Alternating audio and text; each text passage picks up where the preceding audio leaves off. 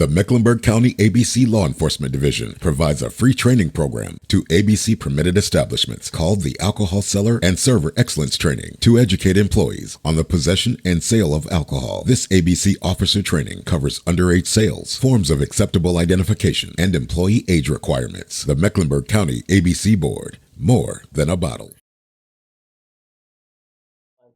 Hi, I'm Madison James, afternoon host from Mix 1079, and welcome to Radio One's Charlotte Community Mental Health Series that we have going on. It's been a very impactful series. We've learned so much with this series as we partnered with Mecklenburg County Alcoholics Beverage and Control Board. And this will be a space where you can find hope, resources, and assistance. Each month, we're going to discuss a topic for you. And our listeners, we hope it affects your life and changes your life and puts you in a better mental and behavioral state as we put attention towards that health. For this month, the topic is navigating the holidays with resilience, and to provide us with the toolbox that we need to make sure we get through the holidays and it's not too rough. I'm so happy to have Miss Karen King, Senior Vice President of Hope Haven Incorporated. Welcome, Karen. Thank you so much, Madison, for having me on and this great conversation that we need around this time. I know, yes, there's a lot going on around this time with the holidays, and mental health is very, very important. I know some people think holidays, happy time. Yes, it's happy time, but also it can be triggering too for certain individuals, depending on what you've gone through and what the holidays do mean for you. So if you can, let's talk about how we can focus on navigating through the holidays, but doing it with resilience, doing it in a way that I guess we're going to leave the holidays feeling more positive than we thought we would have felt going into the holidays. Right. So even at the best of things, at the most coping skills, the holidays can be stressful for the most perfect person. You have the best job, the best kids, the best gifts, the best family, the best support, and it could still be very, very stressful, very trauma invoking, regardless of your background.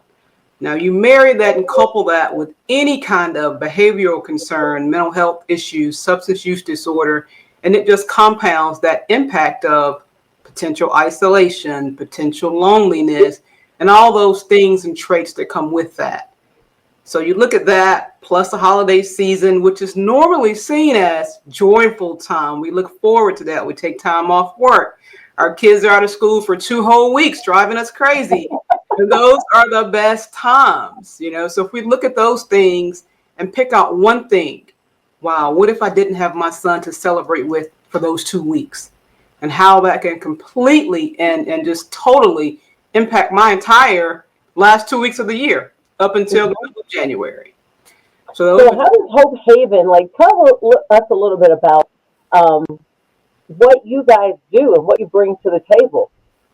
Well, Hope Haven is a therapeutic community. And what does that mean? The biggest part of that is community. So our individuals that come here are single men, single women, and families. And so you think about how families are defined. Could be a grandmother and 3 grandkids because the daughter may not be in the picture. Could be a wife that is suffering from substance use disorder and the husband wants to be there to support her. We accept all those definitions of families. And so once they come here, they have a 2-year time frame to pretty much reestablish their entire life. So we think about any disease, there's always going to be a pause on life. Bills get behind. I may miss time from work.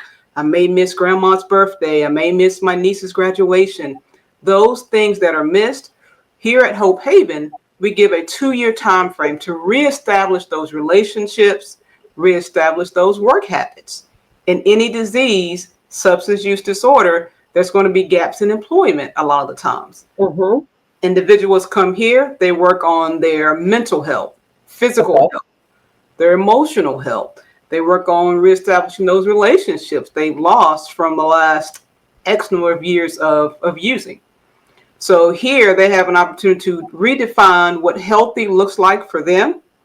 And here our staff, we do whatever we need to do to ensure that happens within their time frame. We say 2 years, they may say 18 months. And when they leave here, they are now CDL certified. They're heating and air certified. They've regained custody of their children. They're now allowed to go back to mom's house for Christmas, for Thanksgiving, for New Year's Eve. They also have apartments. They haven't had an apartment. There are so many gaps in their employment and in their history of apartments and living. Now they're able to say, my apartment is this. This key opens my door. And so that's a small portion of what they get here at Hope Haven during that 2-year time frame. Now, Karen, some of the tools, let's get into that tools that you share at Hope Haven. And I know people may hear this word a lot. It's been used a lot. And I know you're going to do a better job of actually explaining what it is. People use words like boundaries. I have to create my boundaries. But really talk about, from your setting, what those boundaries will look like for someone who's really trying to reestablish their life and not be triggered by the holidays, maybe putting them in a negative situation. So you're right. Boundaries has been a hot word for a long time. It has been a very, very hot topic word, but it's so appropriate. It's lasted time for a reason. And so that when we think about a toolbox, there are not 10 hammers in a toolbox and that's it. There are screwdrivers, there are flatheads, there are drills, there are all kinds of things to finish that project. That is the same thing we do here at Hope Haven. We equip that toolbox to deal with any kind of life situation. So whether that be isolation from the holidays, whether that be sadness from the holidays, whether that be not having enough overtime to buy my son a PS5, that is very triggering. And so with that toolbox, what do? We have things in there like boundaries. And what does that look like? We start in January, saving money because we know we want to buy our son a PS5. That is a boundary. Okay. And so we use those things to equip our kids, equip our family to know that I'm planning all year for this one event. This may be something that I've missed because of substance use disorder, mental health over the last 5 years. So that's one key thing, being able to set limits. Okay, this year we've had a lot of financial stress due to whatever. So our boundary is we're all going to spend only $100. Those are putting limits in place. That's another key thing to setting up boundaries, which adds additional tools to our toolbox. Also with that, we can look at a toolbox as having that key turn. Holidays are going to be a lot of time with family gatherings, celebrations, possibly some alcohol, possibly some other kind of use, possibly family members that trigger us. Having that limit. I'm going to come to the Christmas dinner, but I'm only going to stay an hour. Another tool to put in the toolbox. Having that family member, you reach out to them, hey, when Uncle so-and-so has his third glass of wine, say we need to leave and go get a present. Having that support system. That's going to be really, really key in looking at the holidays and looking at those tools that we need to be successful. Almost like having a game plan. That's what it sounds like. We're going to go into this with a game plan so it doesn't make things feel awkward, which sometimes you're worried about that when you're bringing yourself back into a situation where you have set up boundaries. You don't want to seem awkward. And sometimes if you're walking into a situation that's triggering, right, those individuals may make you feel like, oh, this person is acting different. This person is doing this, and this person doesn't think they can hang with the family. Can you talk about how you help people navigate that and also touch on how it might be that you can't be around your family? Like it just might be, that might be what you have to do in order for you to be successful, and that might be a little isolating. It trigger depression and other things like that. So can you kind of chat about that a little bit for us? Great segue. So a big part of those, again, sticking with that toolbox, and I like how you put it, that game plan.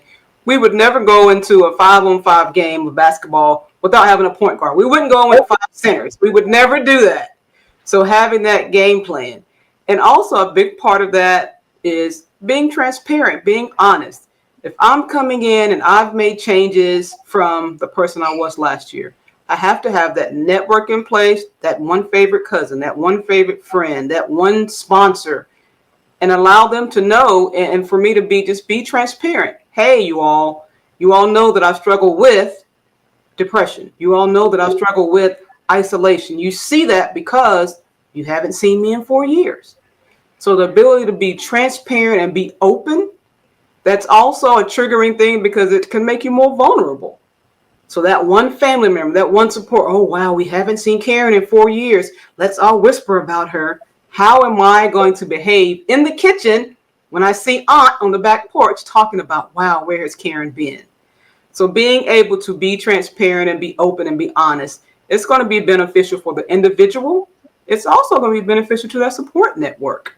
They can see, wow, this is not some disease that has them in some far off island. This is a very relatable condition, very similar to any other medical condition.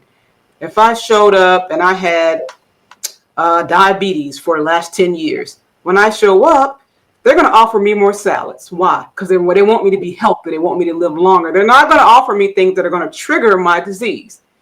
If we as a community and a society could really see those behavioral things as a disease, just as anything else, which it is, the outcome would be so much different. So I think that's going to be a big part too as we approach this holiday season. When you're talking with your clients that you're helping support at Hope Haven, you said something really key. It is a disease. So what language or how do you kind of make them feel like you're not different than someone that would have, like you said, diabetes or heart disease or any other type of disease? Because when you're dealing with substance abuse and things like that, people can make you feel like you're a little different, like, oh, why can't you stop? Or why can't you do this? And why can't you do that? And you don't know what that person's gone through. You don't know what triggers, what coping mechanisms, because those were the tools they had at the time. Before they get to Hope Haven, they get a whole new set of tools, how to handle those certain situations when life comes about. So how do you break that down? Because I think, isn't that, when you say like that's the first like breakthrough to go, there's nothing wrong with you? Bingo, you hit it right on the head. I've often used over 20 years in this field the analogy of cancer, substance use disorder. If someone has cancer, you have those visible signs, hair loss, weight loss, those various things that happen when someone is going through cancer treatment. You don't see those same signs when you're talking about substance use disorder. People don't often see 5 criminal charges as a symptom. That's a choice. Again, it goes back to further explaining to our community the importance of understanding the symptoms. That could be isolation. That could be a poor work record. That could be 3 evictions. That could be only having friends for 6 months. Those kind of things. So just breaking that barrier and just, again, being transparent and just having that conversation. Hey, these are things I think about when I lay down at night and I have my using dreams. I dream that I'm still using. And when I wake up, I pray and thank God that I did not. So being able to be transparent with those family members and just be ready for their feedback and their comeback. Because a lot of times it's just from lack of understanding of those symptoms. Yeah, and with that feedback, right? Once they're in a better mental state, right? Mm-hmm. And in that better mental state, which I know you guys at Hope Haven help people work through that, there might have been some damage that was caused along the way that maybe they weren't aware of or just weren't in a mental state to understand the impact that it had on their friends, their family, even their kids. Especially, I would say, especially kids, right? Especially young kids or kids where you haven't been present. Talk about the guilt, because you got to overcome that, right? So we don't go back to the things that we were doing that put us in that situation. Yeah. So just again, with any disease, there may be lifetime symptoms. They may never disappear. The difference is, how do we deal with that? I think about a recent resident that we have that has 5 children and from a different county. The mother came here as a single mother with a plan of gathering her skills, preparing her life, getting in school, and getting her kids here. She came in and she worked extremely hard. She was in school. She was in our training program here. She was volunteering and working part-time and managing her kids in a different county who were with family members. So almost like overachiever, wouldn't you say? Like that pressure of the polar opposite of, I'm going to do everything so perfect and right. I'm sorry to cut you off on that, but that is one of those, like, I didn't do it right this time, but let me get it right this time. It's almost like an overachiever, which can be stressful, no? Wouldn't you say? It could be a heavy burden. because she got her kids here on a Friday. By that Tuesday, 4 out of her 5 kids were in school, new book bags, new coats, and smile, not making any noise in the cafeteria, all within 3 or 4 days. So that means Wow. they've done the work prior to them getting here. And that burden, I've seen that. So when I think about this particular lady, I see her walking around campus, and her kids are in line. They're better behaving than some of our staff, and that's a concern sometimes. They're better Maybe behaving. she's not working for you guys. Maybe that might be her calling. You know what I mean? But I see her and the relief she has, even in her walk. When she first got here, her cadence was extremely fast. She was overly involved, and I got to get it right really quick. Her cadence now is almost like a drill sergeant. Hey, this is what we got to do. These are things we're going to do. This is how we're going to get it done. When I compare that to other mothers, and you talk about that burden, I can think of in the last 4 years, we've had probably 7 or 8 moms, same scenario, getting their kids here during the holidays. And the sad part about all those moms, she's the first one that I could think of that was successful. They all either relapsed or put some barrier in place, and they were unable to obtain their kids to come here full time. So that burden you're talking about, it's extremely hard. The most natural thing a mother supposed to be able to do, but you add on top of that, well, she has 10 years of use. So they bring all that here to Hope Haven, our community. We coddle, we nurture, we provide whatever they need so that individual can be successful and build that toolbox. And as a mother, it's a job just to be a mother, period. Know the barriers. Mm-hmm. Now you add recovery. Now you add a new community. Now you add a new job. Now you add navigating the public transportation system. And all your kids got to be in the bed by 8 o'clock every night. So it's extremely, extremely stressful. But again, that one example is that it is possible. That recovery piece is possible. And I watch her now during the holidays. I see some of the gifts coming in. I've been by her room, and I can see her tree in there. And she's working. And just to see that success. And I hear, even in her conversation, hey, Miss Karen, guess what? I complete my LPN February to something. So you just look at that, and I hate to keep harping on her, but that one good example of she has everything she needs in her toolbox, and it's still open, and it's reconnected with family, and I can go on with the ands about this particular resident. So yeah. I think that's an amazing thing. It gives an example of, again, right, your program. Yeah. When you work the steps, just like anything else, right? When you work the steps, it does work. So I think she's a testament to what you all are doing there. Because if you have somebody that says, well, this just wasn't right for me, and this doesn't, well, if you follow the steps, you've got professionals like yourself that's been doing this a minute, right? And your goal, Karen, is for everybody to win. I can just see the goal is for everybody to win. You guys don't want anybody not to win. They're at Hope Haven. And speaking of winning, how do you help the kids? Because you just talked about the kids are on campus. How do you guys help the kids that, you're there for the parent, right? Yeah. But you see the kids are impacted by it too. So how do you guys help the kids?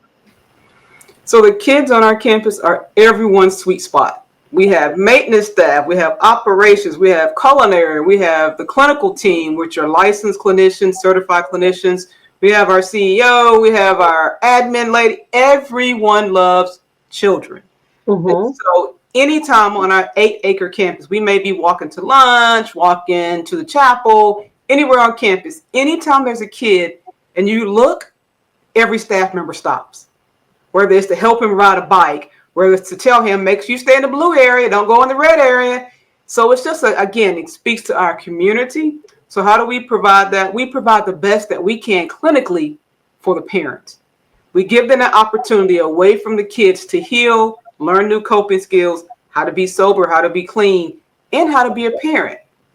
Because they're managing being sober and all those millions of pieces and being with the child they may have been separated from. They may have been in foster care, may have been with grandma and grandpa for 3, 4, 5, 6 years. So you're bonding with these kids and the potential issues or concerns that children may come with. They come with behavioral issues. They come with medical concerns. They have come with mental health concerns. And they don't show up until they get to this campus. And now they're open and all the focus is on getting well.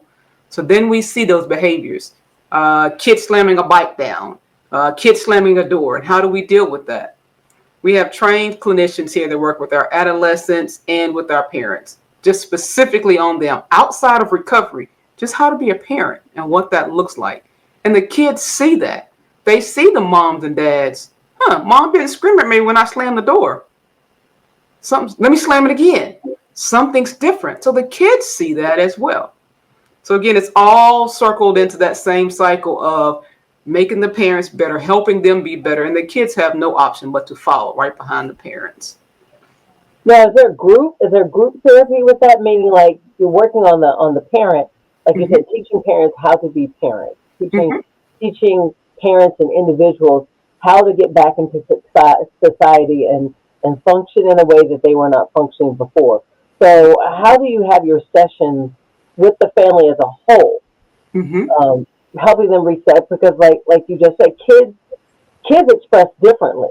Yeah. So that could be them screaming and yelling, or it could be as simple as maybe wetting the bed at an age where you're like, they express differently, and if you don't have the tools to pick up on, they are angry, they just don't have the vocabulary and the emotional intelligence to be able to express how they feel. So how do you guys tackle that during the therapy sessions or the I'm saying therapy sessions, but the classes and things that you all teach the parents? So that's a big. If you don't have proper, you can not have patience, and children require a lot of patience. Very true. So we have an entire family unit. And so we have a director over that program, we have an adolescent counselor, and we have a VP of clinical services. Those are just three of the main folks that work with our children. We have individual groups for the kids, age appropriate. We have play therapy. Anything that's outside of our scope, we never try to address it, but we do refer out, because we would do way more damage by trying to address something that we're not equipped to do. So we screen and we identify, wow, John's 10 and he's still wetting the bed, but he didn't do it every day. He only did it one day a month. What is that? So we refer out for medical assessment. Hey, he's fine. He's medically fine. We start addressing that with either something like a Thompson's or Alexander Youth Network. Any of those referrals that are going to help figure out, it's not medical, is it behavioral? And so those things we're going to refer out. Wherever we refer out to, that agency and our adolescent counselor, they're going to work closely together to figure out what can we do to help John. So whatever that treatment plan is, we're going to implement it once they get back here. So just like your clients have a toolbox, you all have a toolbox, which is super cool too as well, all the resources that you have. Can you discuss a little bit, and you touched on it as we've been chatting away, with campus and housing. Can you discuss on permanent housing assistance and the importance that it plays toward the path of recovery? Very much so. So again, I've been affiliated with Hope Haven for over 20 years in various components. And for years, the focus was, let's get you sober, let's get you a job, let's reconnect you with someone. You're done, you're successful, discharge. Now what? And then this phenomenon of affordable housing came out. And we're still trying to figure out what that really means, but we're working within it. And so now we have several housing programs. We have an entire workforce development with a housing case manager. And his main job is to scour the city and figure out apartments, homes, different rental properties that will allow our folks to come in. If we think about it, most of the time when you rent something, they want you to have what? 3 times for income for the rent. There's not a lot of us that have that if you work 3 or 4 jobs. A lot of us have it. A lot of credit, right. Credit, like if you like that keeps a lot of people from there's some great people in there. If your credit is not at a certain score, you're not going to get certain opportunities. And then what? Proof that you've lived somewhere else and all, like for your clients, it's an uphill battle off the jump. It is. And I'm so thankful and glad that we have these housing programs such as Lotus, such as contracts with the city, which is TBRA, which is providing a basic voucher to set them up for a year or 2. Hey, you have 2 years and you only have to pay 70% of what the rent is. We're giving you 2 years in additional case management to help you reestablish your credit, establish a year of living somewhere. Wow, now you have a whole year of a lease. So we provide a lot of those housing programs. We have an independent housing program right here on our campus, Housing with Hope. And so we have our residents that maybe their credit score is 622 and they really need a 710. They can stay here in one of our housing programs, Housing with Hope, for an additional year. During that time, they're paying a fee, not rent, but a fee. And they're accruing an exit fee. They pay a total fee. A part of that goes into a savings. So when they exit, they could have a check for $3,600 to put down on an apartment. Oh. And that's just one of our programs here. So we have one case manager that manages all of those individuals as it relates to their housing. Well, we're about to wrap it up. I've enjoyed talking. I could talk to you all day, Karen. I've enjoyed talking to you, hearing the amazing things at Hope Haven. What are 3 takeaways, okay, that those are watching that may be going through recovery? What are 3 takeaways that can set them up for success as they go through recovery during the holidays? Secrets keep you sick. Don't be scared. Secrets will keep you sick. That. Think about it. We've had an ailment in our back and we don't go to the doctor for 7 weeks. If we had gone on week 2, things could look different. Secrets can keep you sick. Don't be afraid to ask for help. That can be a family member. That could be a priest. That could be, heck, somebody on Facebook. You can make an anonymous post. Hey, I'm struggling with isolation and it's Christmas Eve and I really want to drink. Post it out there on social media. Be ready for the feedback. Be ready for the feedback. But also, if you have someone that's on social media, if you're not quite ready to go face to face, but you're kind of ready to get some help, and you're sitting at home and it's 10 p.m. and everyone's asleep, what could you do? You could text someone real quick. It's sort of impersonal, but you're able to get it out. You're going to get the feedback. That's one thing. So secrets keep you sick. A second thing I would say is pour into somebody else. We've heard this saying a million times. Someone is always worse off than you. We've all heard that. Volunteering and putting yourself in a position to help someone else gives you perspective on what you're going through. And that can give you an outlet to help and to even gain coping skills from, wow, you've been through this and you're able to deal with it. So helping in some form or fashion, whether that be volunteering in an agency, a shelter, helping someone, pouring it forward, those things are going to be helpful.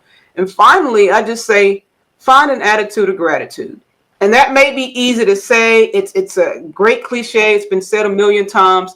Find one thing that you are grateful for, no matter how big or small, and maximize on that. Whatever that looks like. If that's just buying a $5 ball for a kid you always see, and that makes you feel good, that attitude of gratitude, something that's going to make you feel better. Once you start feeling better, you start doing better. That is so true. Like I said, Karen, I could talk to you all day. I mean, you've been doing this 20 years.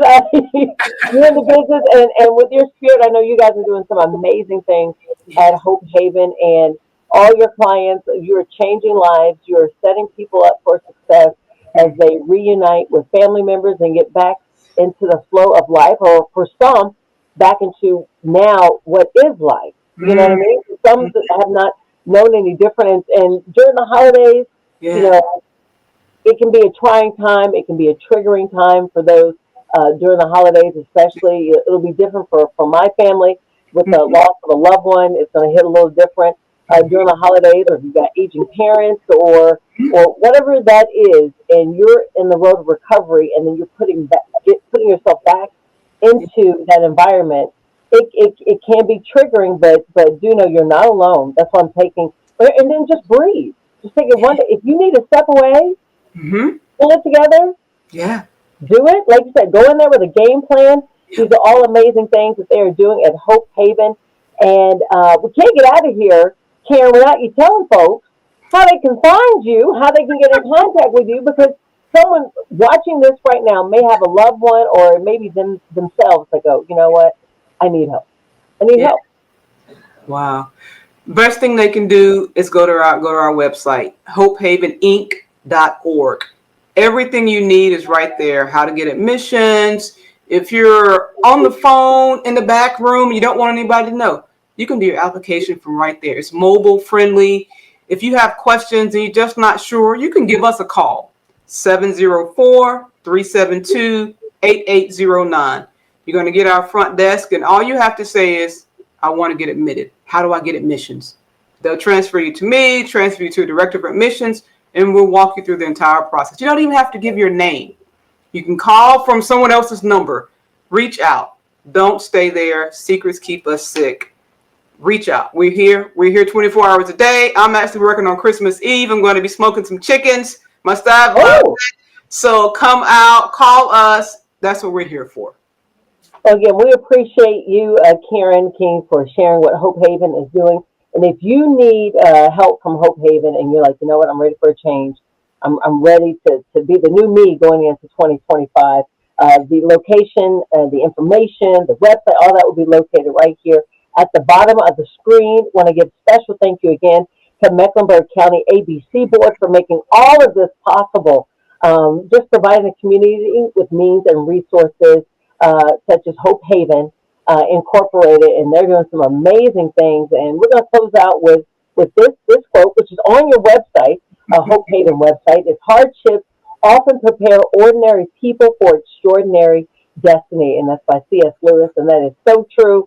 And I'm going to take that with me through the holidays, and everyone can take that with them as well.